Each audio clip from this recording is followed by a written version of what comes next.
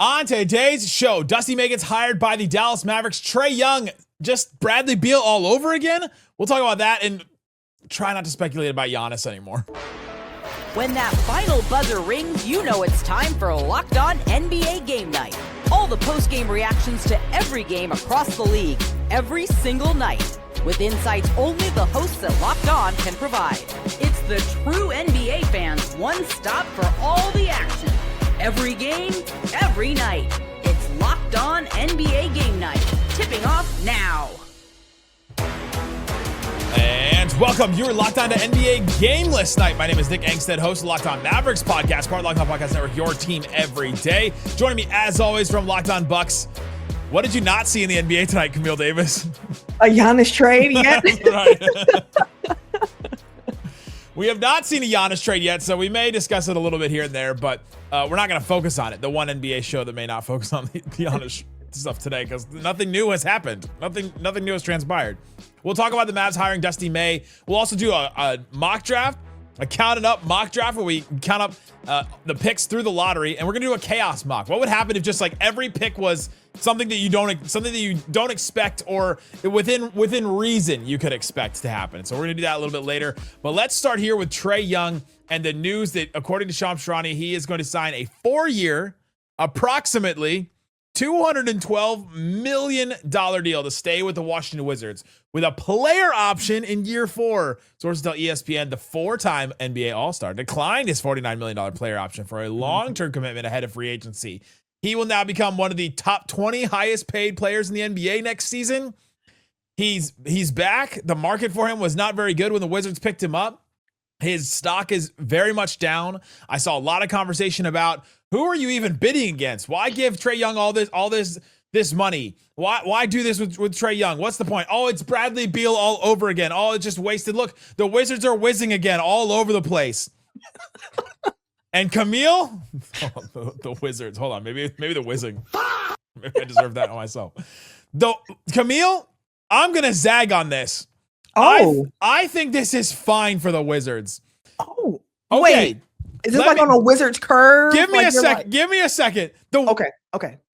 What are the Wizards famous for? Whizzing.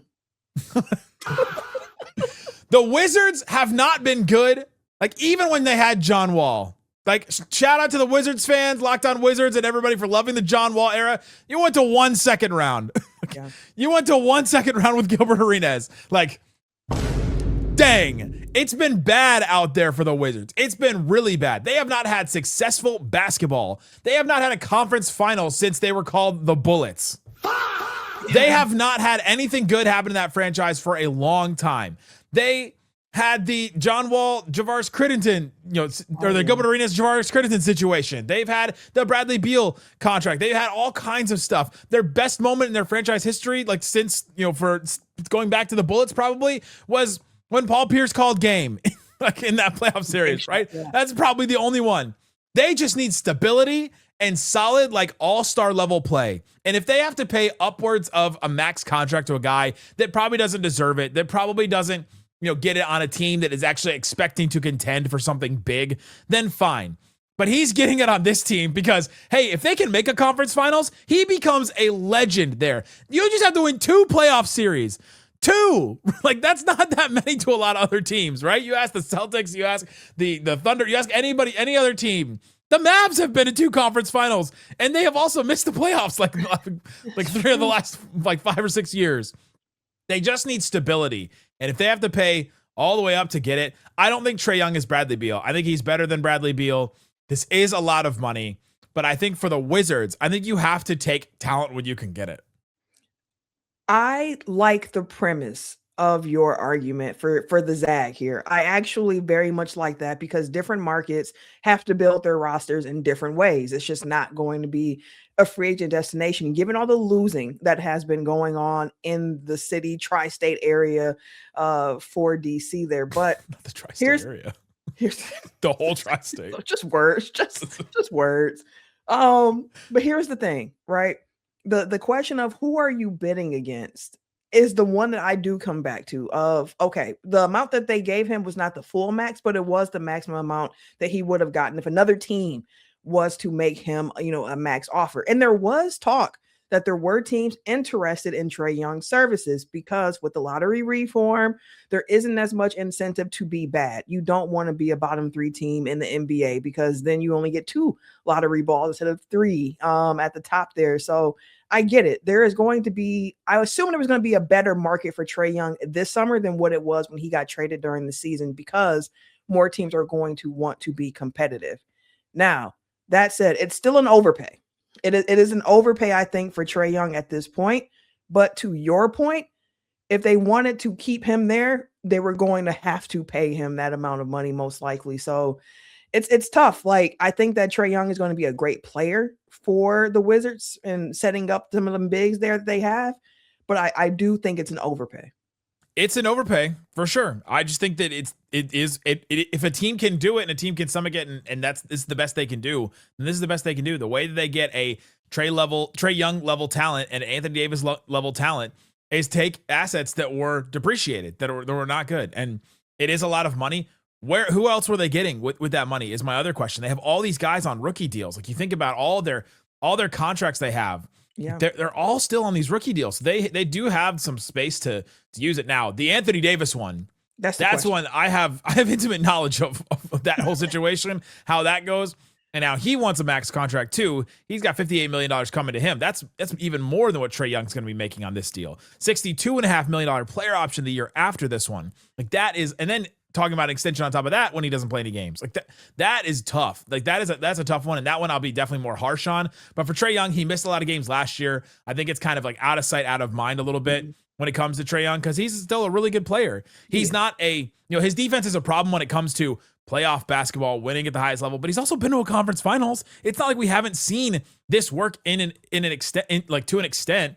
And so you do need some bigger bodies around him to be able to defend. And if you do get an Anthony Davis healthy and Alex Sarr, a Bilal Coulibaly, some of these guys, like it could work for him. AJ DeBonta is probably gonna be one unless our chaotic draft goes the way that it goes later. But I think that they can make it work, and to them, they just have to make it work to make like the second round, to make like the conference finals. And if like Trae Young can get you there.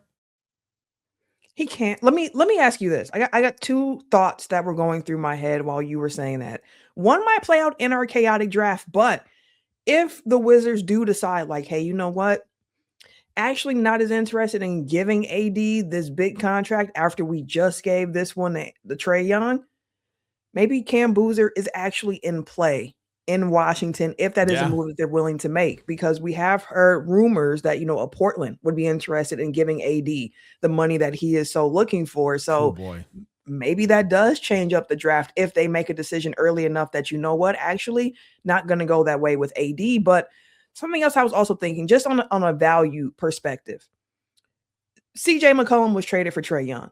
CJ just signed a 1-year, $21 million deal for Atlanta this upcoming season. Mm-hmm. Would you prefer to have the play of CJ McCollum or Trae Young? And I do think, let me say this, I do think Trae Young is a better player than CJ, but given what they're being paid in the contracts, would you prefer one of those point guards over the other? Oh yeah. Would I rather take 2 CJ McCollums or would I take 1 Trae Young? Is that like the question that we're kind of, obviously you take, I think you would obviously take the 2 CJ McCollums. The problem is, you don't get one as good as Trae Young in one player. Yeah, and if you do get 2 CJ McCollums, you can't play them together.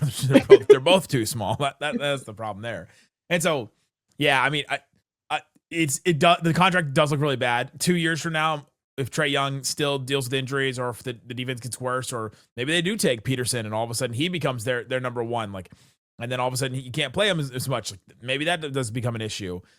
I just think that it's an overpay. It's too much money, but to keep him on the team, if that's what it was going to take to keep him, then I think he's going to be really good for the rest of this roster. Now, the fit with him and DeBonta, I do have questions about.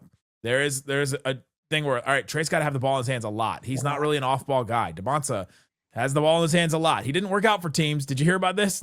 AJ DeBonta did not work out for teams because they know what I do. And what you do is have the ball in your hands, and so does Trae Young. And I think that's going to be a thing that the Wizards are going to have to figure out. But they got this deal done. They're keeping Trae Young. It's a lot of money. A lot. At least they didn't give him a no trade clause. But he got a player option. He did get a player option. He did get halfway there to a player option. Right. He's almost there. Like he did get on basically everything he could have asked for, basically. Right. So coming up, let's talk about Michigan and Dusty May, because he leaves Michigan, he goes to the Dallas Mavericks, and now the Mavs have their coach. What does it tell us about the front office and more? We'll talk about that more coming up. Locked On NBA Game Night continues next. Today's episode of Locked On NBA Game Night brought to you by Kalshi. Kalshi, there with the World Cup. It's here. It's the most electric time in soccer on Kalshi. You can trade every single match and championship game. Hopefully, you grab some kind of messy trade today, because man, that was awesome to watch him score those goals. You can go check out all the different things you can do on Kalshi. We're recording this on Monday night, and so they got some basketball ones. They got some draft over-unders. Oh, Yaxa Lindenberg. This is a fun one for me today. Yaxa Lindenberg drafted under 13.5. That's trading at 48% right now. So if I put down, let's say I just do $10 on that. I could win just about $18 in a max payout if he gets drafted under 13.5. So the 14th pick and on. If I think he's going to go over, I've got to go the no on that. And I think that he's going to go over that, meaning the Mavericks could potentially take him. If I do $10 on that, I win about $20 on that one. So go check out all the things you can do on Kalshi. On Kalshi, you're trading against peers in a live market, meaning there's no house. And as the probability changes, you can buy in and out of your position for a limited time. Download the Kalshi app. Use this code LOCKEDON, LOCKEDON. You get $10 when you trade 10. It's KALSHI, Kalshi. Trade on anything. 18 plus only. Restrictions and eligibility requirements apply. Event contract trading involves risk and may not be suitable for all investors. Prices, values, and available markets may differ from those mentioned. For more information, see kalshi.com/regulatory. We're also brought to you by the thing I take before I do all these ad reads, 5 Hour Energy. There's just certain flavors that taste like summer to you. The Wizards giving out a bad contract. Giannis trade rumors still like looming in the air. You can just feel it. It just feels like summer sometimes. The draft is right around the corner. But for a lot of us, one of those is the classic red, white, and blue freezer pops. They're right at the top of the list of a summer flavor. Sweet cherry, lime, blue raspberry. It's one of those nostalgic summer flavors everybody recognizes. And now you can get that in a 5 Hour Energy shot with no sugar. And it's bringing that flavor combination from the new Firework Freeze 5 Hour Energy shot right to you. Blending cherry, zesty lime, electric blue raspberry into one refreshing shot inspired by those iconic summer freeze pops. Go get yours today and take advantage of all the different other kinds of flavors they have. I love 5 Hour Energy. I love how compact they are. I love how you can take them on a plane. I love how they give you a shot of energy without the sugar. Ignite your taste buds with the flavor of summer. Get a Firework Freeze 5 Hour Energy shot today. For more information, visit 5hourenergy.com. Thanks for hanging out with Locked On Mavs NBA, being part of the show, listening every day, listening to Locked On NBA. We are going to talk about the Mavs, though, because Dusty May is reportedly getting hired by the Dallas Mavericks, according to Shams Charania. And so now the Mavericks have their coach. The Mavericks have their front office, Masai Ujiri as the president and alternate governor, which is an important position. They also have Mike Schmitz as the GM. Now they have Dusty May as the head coach. Dusty May leaves Michigan. He had a verbal agreement with Michigan. This is kind of the wild part about this whole story is Dusty May and John Shire, the coach of Duke, were both like names that were mentioned around the Mavericks. Like I think Jake Fisher and Mark Stein had some rumors that they were going to be mentioned, or that the Mavs were going to talk to them, had some interest in them, but it didn't seem like those things were going to happen. And they said that, yeah, it seems like that's not going to work out. So this is the timeline for Dusty May at Michigan. He got hired in March of 2024, like not even that long ago. Nope. Wins the national championship in April 6th of 2026. On April 14th, so 8 days later, after he wins the national championship, he agrees to return. He has a verbal agreement to return to Michigan, and then it doesn't work out. Something about the verbal agreement wasn't right. Maybe the Mavericks one was better. We've seen the Mavericks shell out now for Masai Ujiri, and now and shell out to say goodbye to Jason Kidd, and now to hire Dusty May. And he agrees with the Mavericks on June 22nd. And so this timeline is very interesting to me. I think this is a really good hire from the Mavericks. This is another splashy hire that I've heard, people around the league are like, hey, that's really interesting. That's a good coach, because his resume is kind of wild. He was the student manager at Indiana under Bobby Knight, just a random, crazy thing. He's got all kinds of great stories on that. He was the assistant coach of multiple different teams before he lands at Louisiana Tech with Mike White. Then he follows Mike White to Florida. Not Mike White, now the coach of Georgia. And then but Dusty May becomes the head coach of Florida Atlantic University, FAU. who made that tournament run in 2023 and makes the Final Four. They had made the NCAA tournament one time before in their history in 2002, and then they make the Final Four in 2023, just 5 years after he joins the program. They make the NCAA tournament the next year, and then he gets hired at Michigan. He goes 37-3 overall at Michigan, like an insane record. And they win their first championship since 1989. He's Big Ten Coach of the Year, coaches these great guys we're going to talk about in the draft, and then now he becomes the Mavericks head coach. Like, what an insane run! Like, started at the bottom, now we're here. Run for Dusty May. Yeah. But what was your reaction to Dusty May being now the Mavericks head coach and leaving Michigan like that? Shock. I was surprised. I did not expect him to leave Michigan after that championship. And then I started just thinking about other college coaches that have made the jump to the NBA, and like a lot of them don't work out. But I actually think Dusty May will. And I do wonder if you will see more college coaches looking to make that jump to the NBA with the added experience of what NIL is bringing to college sports at this point, because there is a different management aspect that is going on in the college ranks that was not there. Well, at least not legally there, 10, 15 years ago, with the system, with the transfer portal, all of the managing of players coming in and out. And honestly, when you look at the Michigan team that Dusty May just coached and led to a championship, transfer portal was a big part of that, and getting guys who weren't used to playing together to play together. He's still relatively young. I believe he's in his late 40s at this point. Mm-hmm. So like the relatability should be there with some of the players. I've heard his personality type isn't one like the rah type of guys, but more relatable, kind of chill on that level. So I think that he should be set up for some great success in a new front office, a new setup in Dallas. And then you have Cooper Flagg. So it's already like you already have your franchise cornerstone. Now it's figure out a way to build around him. And given how different his team was that he took to the Final Four with Florida, to the team that he won a championship with in Michigan, where when he was with Florida, it was more of like the speedy guards, like a very different type of construct to that team. Michigan, a lot of big bodies, and he figured out a way to make it work. So I think that he's creative enough as well with his philosophies to be able to make something work in Dallas. So really surprised with the hiring, but I think that he is going to be the right guy for the job. Pretty sure he's closer in age to Klay Thompson than Klay Thompson is to Cooper Flagg. That's crazy. Which maybe says more about Cooper Flagg than it does about Dusty May and Klay Thompson. But yeah, I think this is going to be a real interesting one. Jeff Goodman said, he said he learned two things about Dusty May when he did an interview with him recently. The state of college basketball and not knowing what it's going to look like tomorrow, in a month, or in 5 years, and the organization and the chance to coach Cooper Flagg. Those are the two reasons why he wanted to make this move. And you mentioned it, the state of college basketball. Like, you go listen to some interviews of Dusty May, and I have listened to many of them today. He's like, yeah, the night of the national championship, the transfer portal opens at 12:01 a.m. and we were thinking about making some calls, and then we got to make calls we were on Zoom calls the next day. It's like, man, this stuff just never stops. Even if you make it to the mountaintop, you got to go right back to it. He talked about how like the work-life balance wasn't there, which I know we know NBA coaches, it's not really there, but it's definitely a lot better than it is in college. And so like, I think that had worn on him after a while. And he's not like this. He's not the Hurley, like from UConn, like the yell at guys, force them to do a bunch of stuff. He's more of like, a teacher, like manager, which I think works in the NBA more than, that like Hurley style or some of the other coaches that we've seen come from college. How many college coaches do you think have come straight to the NBA from college, like didn't have an NBA job before, or weren't weren't an NBA assistant and then became a head coach just because they came from college? How many since let's go 1989? What a great year 1989 was. Let me tell you that.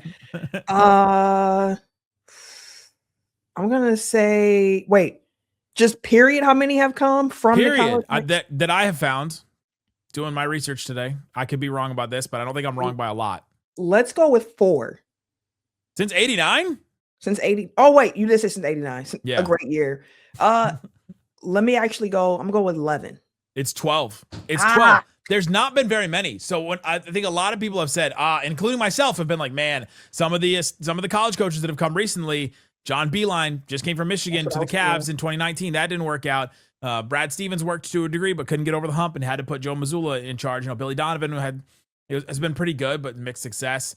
You think back to the Calipari and the Rick Pitino, and you think back to that Pitino had worked in the NBA on and off like a couple times, and some of those hadn't worked out. But it's only been 12, like they're since in like 40 years. That's not a big enough sample size for me to know definitively, man, the college to the NBA thing doesn't work. Like, think about how different it was when Calipari jumped from college to the NBA in 1996, or PJ Carlissimo in 1989, or Reggie Theus even in 2007. Like, think about how different it is now, the landscape, then compared to now. And so, but I don't think that if you have a stigma on a college coach, I think at a certain level, if you're a good coach, you're going to be a good coach anywhere. Mm-hmm. I would agree with that. And even thinking about the changes, like I mentioned NIL, but even just the player salaries in the NBA and how they've skyrocketed and how that creates a different type of power balance between players and coaches, which is a lot different from what you were getting on the college levels as the coach with those players. So yeah, it's a different game. But like we talked about, I think Dusty's going to be in a pretty good position. And I would assume too that Dallas is going to give him a bit of a runway to kind of figure things out where he's not under pressure to have to try to hit some lofty goals right off the bat. Yeah, he is now Cooper Flagg's coach. Like, I think they are connected. He came here because of Cooper Flagg, reportedly. Obviously, that's one of the big selling points. And so I think this is a really good move for the Mavericks. It's another instance of ownership. Patrick Dumont maybe trying to make it up for past mistakes, but paying out to get a good coach and to get good guys in the front office like Masai Ujiri. And so Mavs get new blood in the NBA, but also championship experience with both their coach, their president of basketball operations. It's a really interesting brain trust they've got going on there. Coming up, let's go crazy. Let's do a chaos mock draft where we have some fun picking, like, all right, what would be the most chaotic? We're going to go back and forth. Each one of us is going to have a pick. We'll do that and more coming up. Locked On NBA Game Night continues next. Today's episode of Locked On NBA Game Night brought to you by Indeed Sponsored Jobs. If you got workplace chaos, that can show up fast. That's where Indeed Sponsored Jobs comes in. Indeed Sponsored Jobs helps you reach the candidates that actually fit what you're looking for based on skills, experience, and location. I can neither confirm nor deny that the Dallas Mavericks used Indeed to narrow down their coaching search, but I know that they looked at Dusty May's resume and were like, hey, that he fits the skills, experience, and location that we need. The location doesn't really matter. We'll pay for you to move somewhere. Finding the right person can make all the difference, whether it's building a business or building a winning team. Like if you want to build an NBA team, finding that person, you got to be able to target, use the specific tools to your advantage, and Indeed Sponsored Jobs can be one of those tools that you can check out. Spend less time searching and more time actually interviewing candidates who check all your boxes. Our listeners get a $75 sponsored job credit to help get your job the premium status it deserves at Indeed.com/podcast. Go to Indeed.com/podcast and so show support for our show by saying you heard about Indeed on this podcast. Go to Indeed.com/podcast. Terms and conditions apply. Need to hire. This is a job for Indeed Sponsored Jobs. Big chicken, baby. I think a lot. I'm very smart. Take that for that. Count it up. Count it up. Count it up. Count it up. Count it up. It's counted up. We were fully intending on doing a chaos mock draft, and that will be lost to the ether. We picked Cam Boozer 1. I picked Adai Mara with the Clippers. We did all kinds of weird stuff. Nate Ament went to the Nets, but we actually have a trade now that happened right as we were recording this, where Julius Randle and the 28th pick in the draft will go to Brooklyn.